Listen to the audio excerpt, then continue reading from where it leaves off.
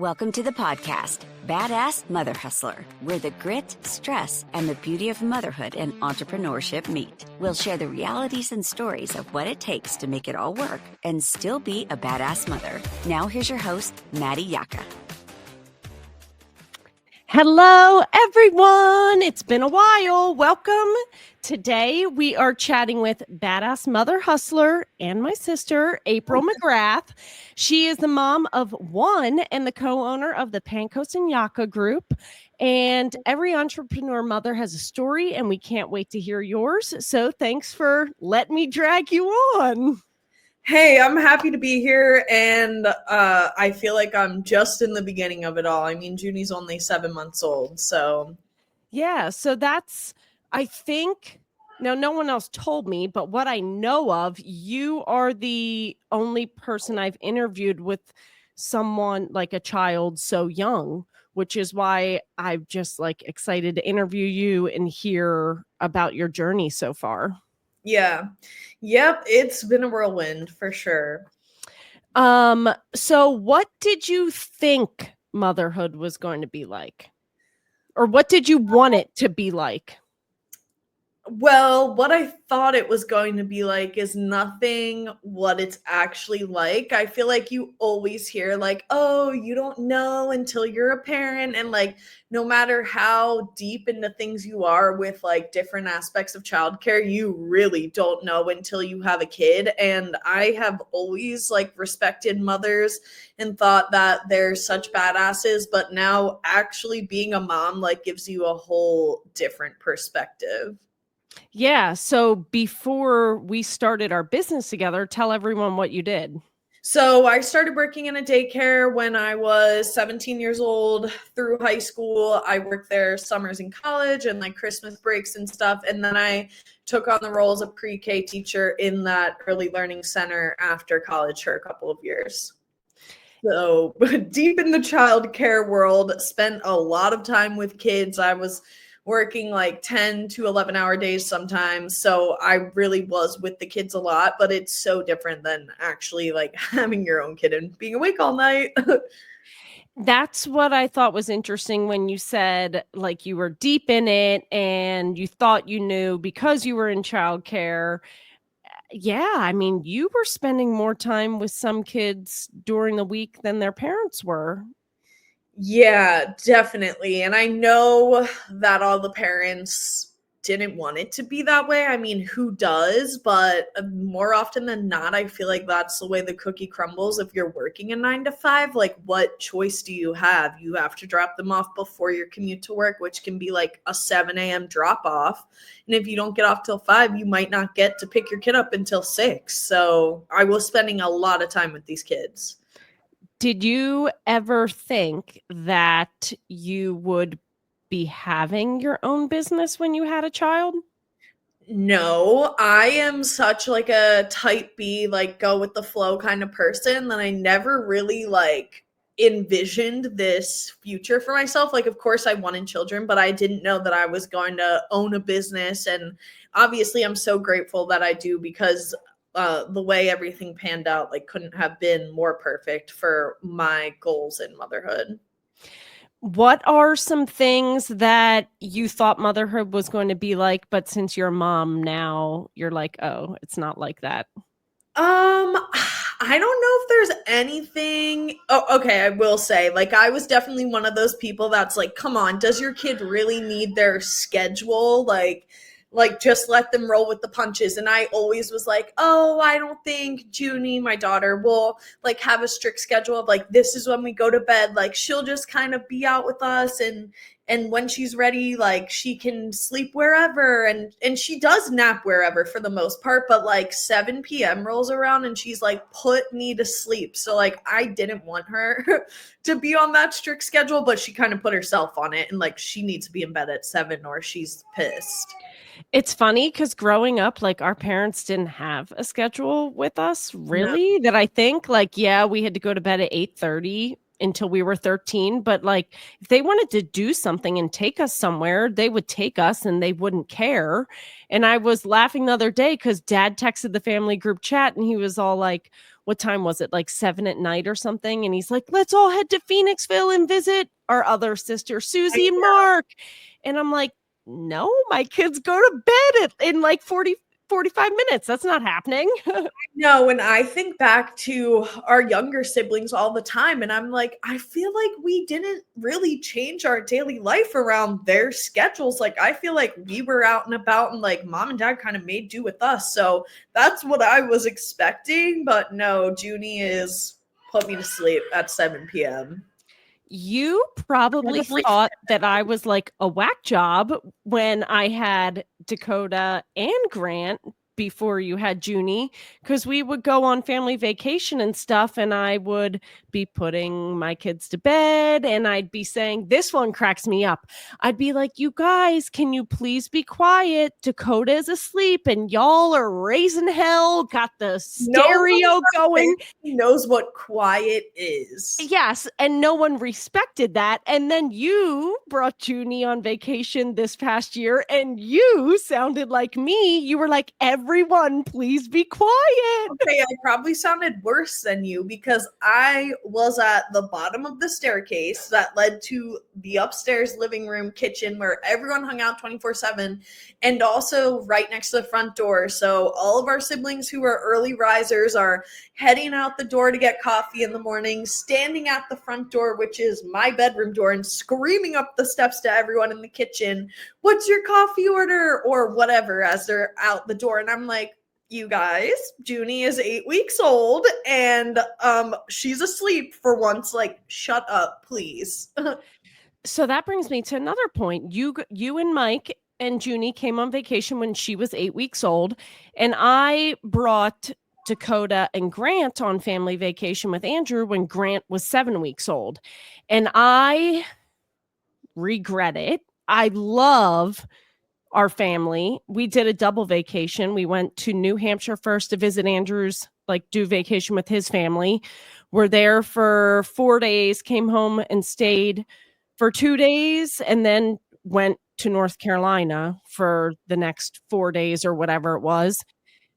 And it was so hard, and I would not do it again. What was your experience like? So I enjoyed the change of scenery, but it definitely wasn't like relaxing by any stretch of the word, just because we were still so in the thick of it with her being that little, and still working on breastfeeding was definitely like the biggest challenge. And we were so in the thick of it with her having just had her tongue tie revision done and her lip tie revision. We were having to do these like stretches multiple times a day, and still like getting the hang of breastfeeding. She was still eating so often. I feel like literally all I did on that vacation was feed Junie.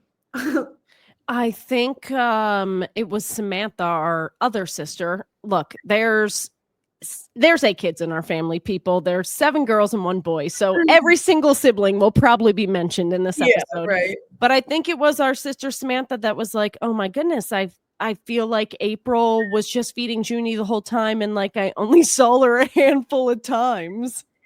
Yes. Yeah. The beginning is fun with breastfeeding because it is like 24/7. And that's also something that I saw before becoming a mom, where it was like breastfeeding is a full-time job. And like, I got it. I was like, yeah, I guess that is a full-time job. But like, I did not get it until it was me and I had this child on me 24/7. Yeah. Now, would you say that breastfeeding is one of the struggles or obstacles that you've overcome or dealt with, or I don't know how to put it, while being a mom and an entrepreneur?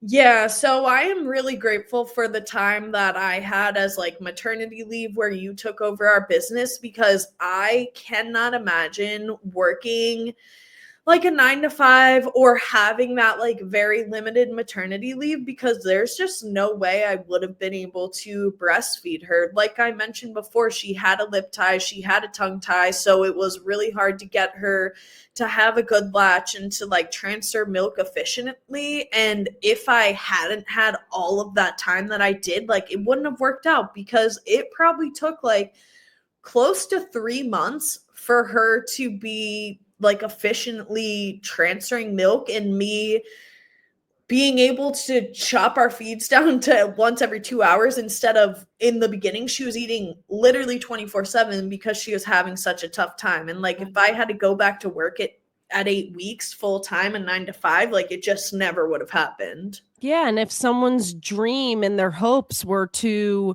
breastfeed their child for like at least a year or 6 months or whatever, then that would have been the end of it. It would have been a very short time. Yeah, and I always did want to breastfeed. Like growing up, I just always knew that's what I wanted to do, but it never like occurred to me that like yeah, like most women don't have that opportunity in modern day society just because you have to go back to work so quickly and yeah, you can still pump, but it's just different. And like it's great that if you choose to pump during your time at work, but that's time that you're like hooked up to a machine and you kind of just feel like a cow. And when you're actually have the opportunity to like breastfeed your child, like it's more of a bond. I feel like they're right there, you're holding them, looking at them, like interacting with them versus just like sitting connected to the wall pumping. Yeah. Yeah. Well, I was going to say not connected to the wall, but if you want to blow through batteries, you wouldn't be Yeah, connected to the wall. no. Um, so what were some others, or what was it like?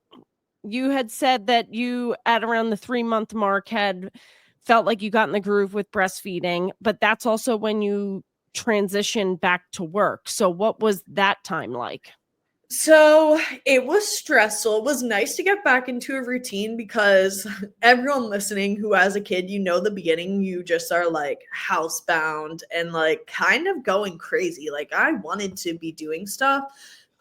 So it was nice to have like a reason to leave the house, but it was also really stressful because like I said, she's eating like every 2 hours. So I couldn't really be away from her for much longer than that. And we show houses all over the county, sometimes in Delaware, sometimes in Maryland. And I live far from everything by choice. I live in the middle of nowhere. So to get to most of these showings is at least a half an hour drive and half an hour drive home, and then at least a half an hour with our clients, which that puts me right at an hour and a half total if I'm lucky. Like a 30-minute showing is a close one for me. And I remember one of my first showings back was all the way in Maryland, like an hour away, and it was almost 4 hours round trip. And I had the baby with me, thank God, so I could feed her, but it's just stressful trying to time out, like, will I be done the showing in time to run to the car and be able to feed her before I leave? Do I have to stop on the way home and feed her? Like,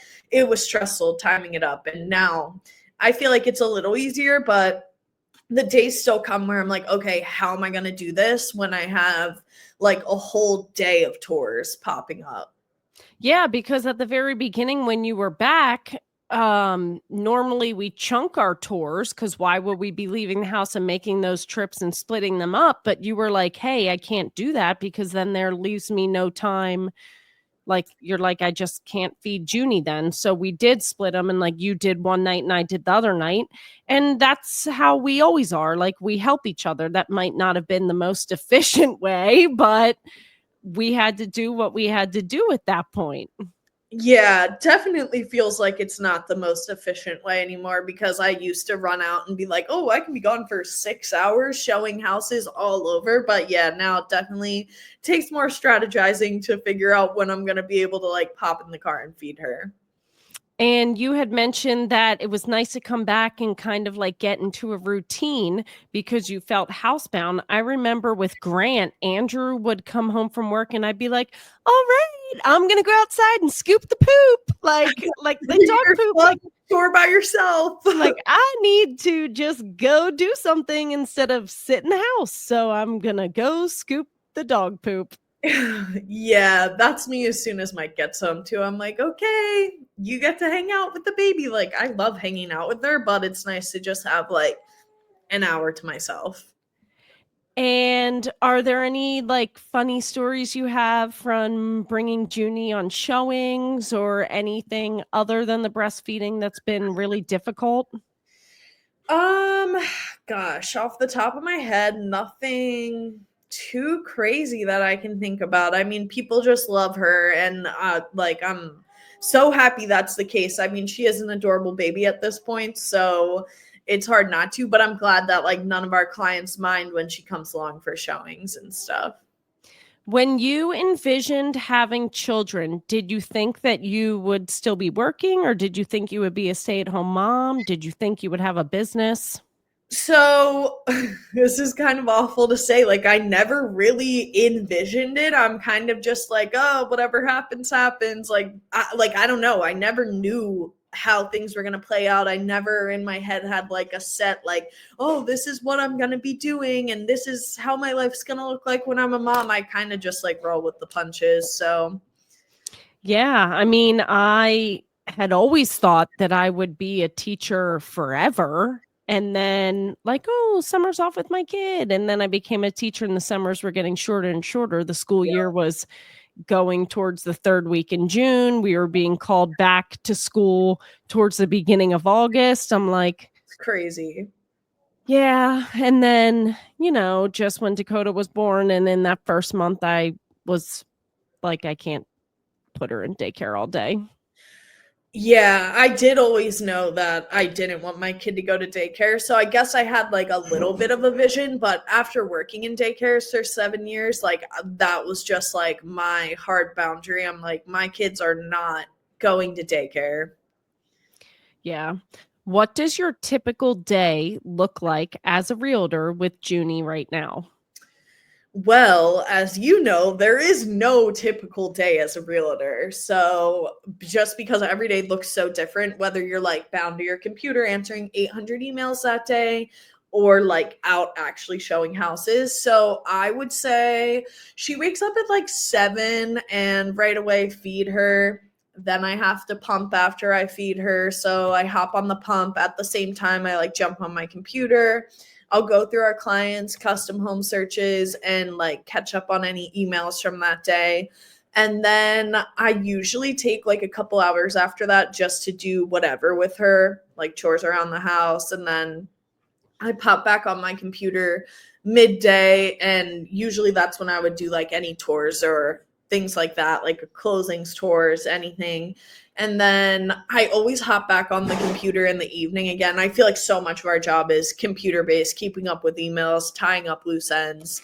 So I make sure that I'm on it in the morning, in the afternoon, and then in the evening when she goes to bed after I feed her, usually pump again. And that's when I hop on my computer again, answer any emails, and then we do anything in the evening that like Junie can't really be a part of. So like calls with our accountant we have in the evening after she goes to bed. In the afternoon when Mike gets home around like 4, if I have something she can't really be a part of, like our listing appointments, that's when we'll schedule those. So I'll be out of the house from like 4 to 6 doing anything that she can't really like tag along for. Do you feel like you found a pretty good rhythm now at this point? I definitely feel a lot better now than I did, but things are always changing with what our schedule looks like. So I feel like I just have to take it day by day. But for the most part, like the basics, yeah. Um, Balancing motherhood and being an entrepreneur is not always smooth sailing. What do you think has been the most stressful about managing both roles? Um, the most stressful for managing both roles, I would say, is like our I'm sorry if you hear her screaming. She's in her big talking phase. The most stressful part, I would say, is definitely me having to be so connected to my computer and my phone. I'm really passionate about raising her like screen free for at least the first couple of years and like having really hard boundaries around that. So I really hate that like she's watching me sit on my computer or sit on my phone. Like I really try not to be on those devices in front of her, but like when work calls, and everything in our industry moves really quick. So I try to be on top of everything, but also balance like having a screen just shoved in my face. Like, I don't want her to think that my phone is an extra appendage and I'm always on it. I don't want that to be like the norm for her, even though it is a big part of our job. So trying to balance that is difficult. I mean, you always said if you weren't a realtor, you wouldn't be near your phone really ever or on a computer. Because Yeah. that's just you. Yeah, that is just me. And honestly, over the years, like, it is so addicting. Like, everyone can agree, like, being on your phone is so addicting. And like, when we first became realtors, I feel like I had really good boundaries with my phone. And now that so much of our work is on our phone, and like, part of that can look like scrolling on Instagram because we're prospecting and we're engaging with people, that like that line starts to blur. And like, I definitely feel that I have become much more like addicted and relying on my phone than I was before we started our business. So, In the past year, I have really, well, I would say maybe in the past 6 months, I've really made an effort to not be on the phone unless it's for business when I'm with the kids. So I have cut back on my personal use of Facebook and Instagram a lot. I'll be on for our business prospecting, like you said. But before, I would maybe be sitting on the couch.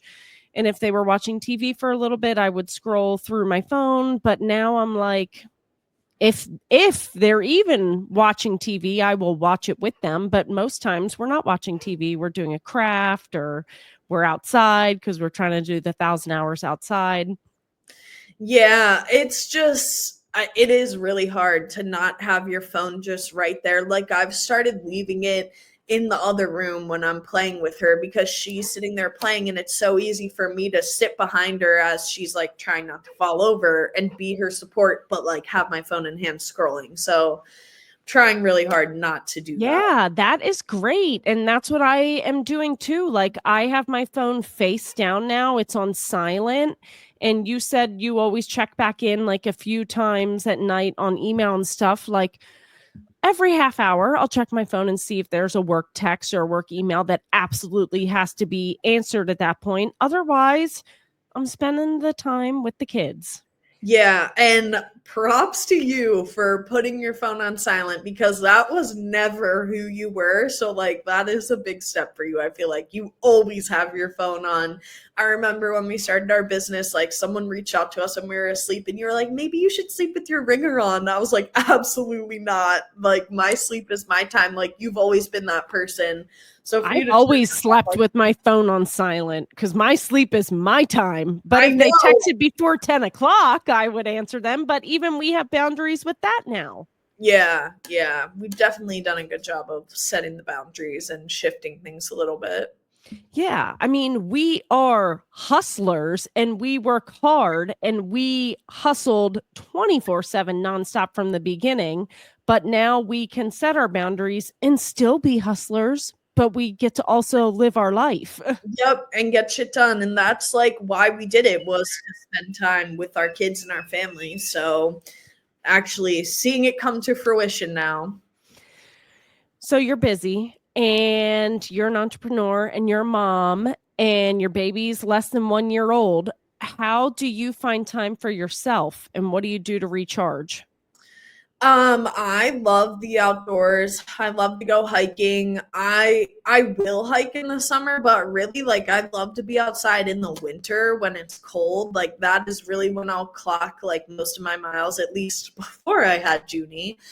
So Mike has been really great about when he gets home from work. If I'm like, yo, I'm going for a walk, like, he just takes the baby. That's their time to like hang out. So I'll get to go for walks because it is hard to bring her right now when it's like 15 degrees out. And I've always been like, oh, just bundle them up, they'll be fine. But like, her little face gets cold. So I've been leaving her with Mike a little bit and like going for walks and cross country skiing a little bit now that we have snow.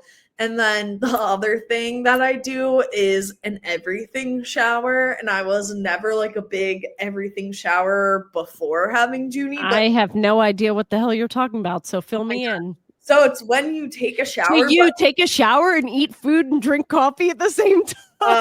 Actually, I do bring coffee in the shower. Nothing hits better than like a little morning coffee in the shower, but that's not the everything shower. The everything shower is like when you wash your hair, condition, like shave your legs, like you do everything that one shower. So since having Junie, like I enjoy my showers way more now because sometimes it's like the only time that I have to myself. So I bought like a body scrub, those like sugar body scrubs. I'll do that. And then yeah, just like the whole shebang. Now, what's it been like with your relationship with you and Mike and having a child now? Where do you guys find time for each other? We no. I mean, being honest. yeah. I mean, we don't outside of Junie just because like she's breastfed. She's not away from me for more than 2 hours at a time. So like we really find time together as like a family. Like we'll like go out to breakfast. Like we do a lot of stuff together, even just like the small things. So when we had our chickens over the summer and the fall and our turkeys, like we would go out and do farm chores as a family, and that was like our time together. Instead of him just going out to like put the birds away for the night, like we would all go out. So please enlighten our listeners about the escaped turkeys the day before they were going to butcher. Oh my gosh. So we had a flock of turkeys we'd been raising since March. They were going to butcher the Friday before Thanksgiving. We never had an issue with predators, not once throughout all of those months. And the night before they were going off to the butcher, we got like a pretty big storm with a lot of wind, and it knocked down our electric fencing and like blew some of the roof off of our coop.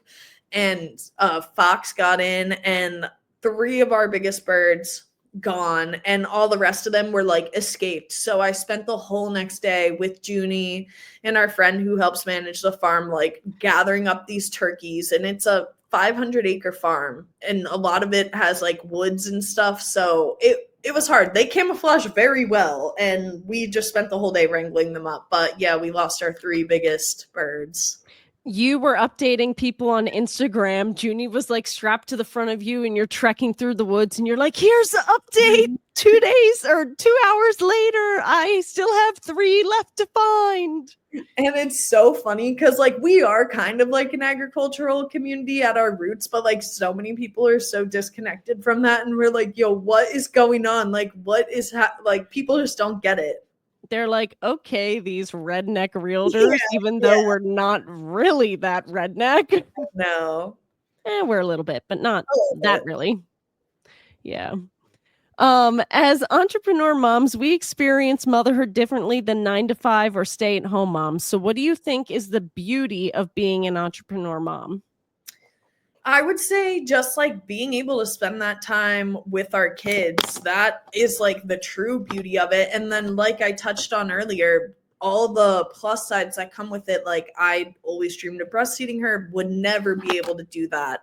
Working the 9 to 5 and being in a corporate world, like it's just given me so much freedom, and like following how I always planned to raise her. Like now I have the ability to do that with the flexibility of our day, being able to breastfeed her, being able to like have a garden and like go out in the garden with her, which obviously hasn't happened yet. It's the middle of winter, but like those are the things I'm planning, and being able to like spend days at the creek and all of that stuff, like having the flexibility to actually do that. Yeah, it's so much fun. I can't wait till she can walk, and my kids and her, they're just going to have a blast together. No, I can't wait. Yeah. All right. We are going to switch over to our rapid fire 5 and 5. What does your ideal chill day look like? Ideal chill day is waking up, getting breakfast with the fam. We love like a mess is what they're called. It's like everything that you could have for breakfast, like thrown in a bowl. I don't know if you've ever had one. They're amazing. Do you make it, or do you go somewhere and get it? Both. We started getting it at like a small diner, but we'll make it at home too. It's like potatoes, eggs, sausage, peppers, onions, like all together. You're like, I'm a mom now, so I'm just going to do everything at once. I'm going to do the everything shower. I'm going to do the all parts of the meal in a bowl. Pretty much. But then I would say getting a good coffee for sure, going for a walk, hanging out by the creek, and just like spending time with the fam, I guess. What's your go-to coffee order? For the last like 6 months, it's been an iced dirty chai with sometimes like gingerbread flavoring if it's in season, pumpkin, or sugar cookie. I like to mix it up. Yeah, so you, me, and Faith, who just joined our team, our other sister, there's the third sister we mentioned. Yeah. When we meet weekly, we normally grab some breakfast at Cafe Emmis in Kennett, and April made sure that we definitely get the dirty chai. She puts it in capital letters to make sure that no one messes it up. Regular chai is just not enough. Like, I'm in it for the extra shots of espresso that get thrown in there.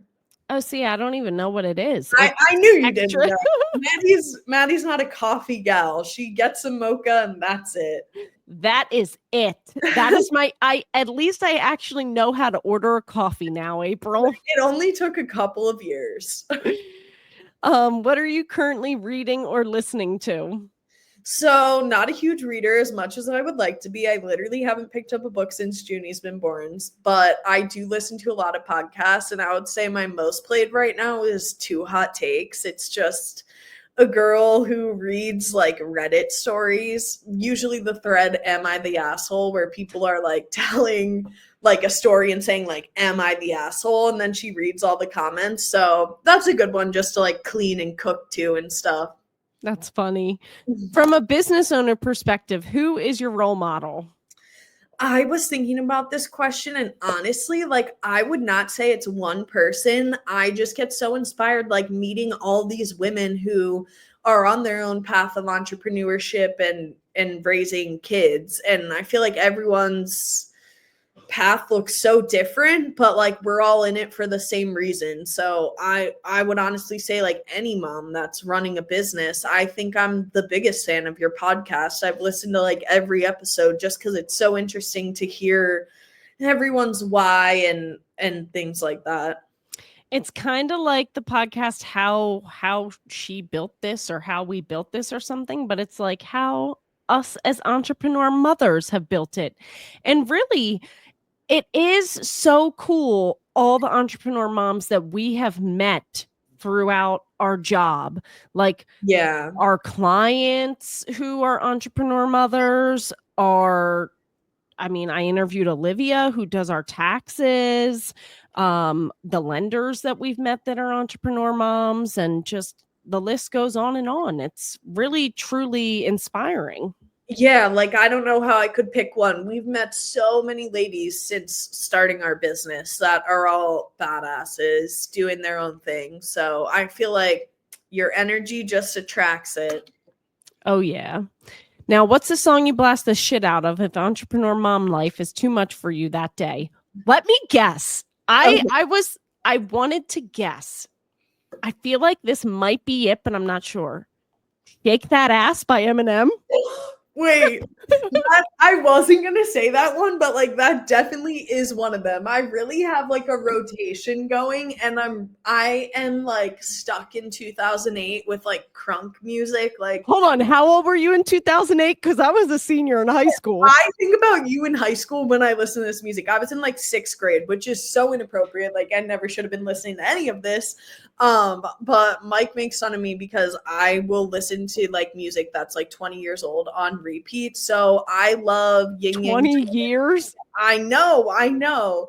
Ying Yang Twins, Petey Pablo, Eminem, like stuff like that. That is my go-to like hype up. Let's go. Oh, yeah, so good.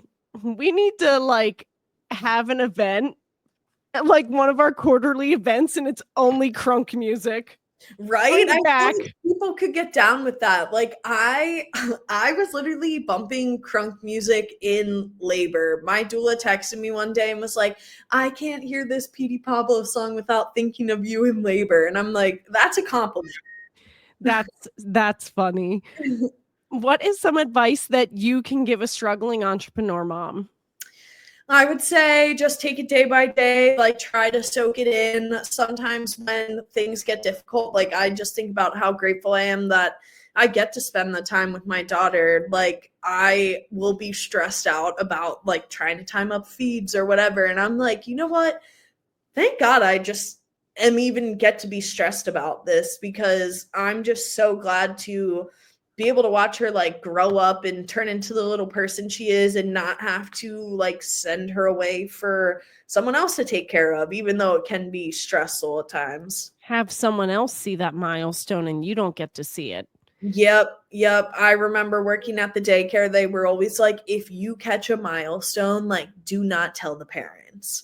And like, Yeah. it was us catching the milestone. Like we said before, we spent a lot of time with these kids. So yeah, we were seeing them like take their first steps sometimes, which is just sad. Yeah.